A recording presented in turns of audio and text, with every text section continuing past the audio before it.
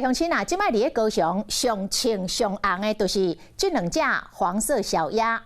黄色小鸭的台语要安怎讲，嘛引起着热烈的讨论。咱的记者特别到现场采访着游客，南部人拢讲鸭，或者是鸭囝。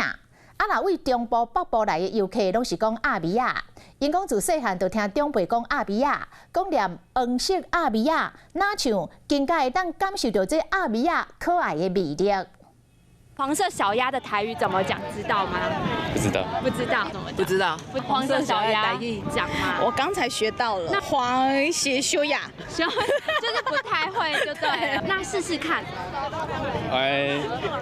刚才讲什么小鸭？小鸭，小鸭之类的嘛。对。试真久，唔是唔知影，就是直接念国语。这小鸭的台语怎么讲吗？黄色鸭，台语要哪讲？黄色鸭。黄色鸭米啊。我有拢讲鸭米啊，是鸭拢会使。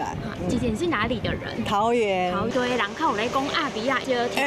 我是北部人。人讲歌手在民间，验过这么多念法，到底倒一种才正确？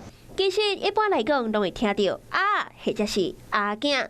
那鸭米啊是台中偏江腔，大部分伫中北部会当听到，或者是老一辈，甚至是对台语有研究的人，才会安尼讲。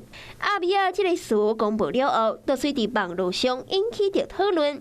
有人讲实在足久无听到这个讲法，随互伊想起细汉时的记忆。老公鸭，爱叫做鸭形啊。接触台语的人，伊可能较知啦有一寡可能较老辈，就是年岁较济，伊可能会较知影讲这鸭米啊是啥货。黄色的鸭米啊，伫港都请甲掠袂了，即卖台语的念法正做讨论的话题，嘛是学母语上好的时阵。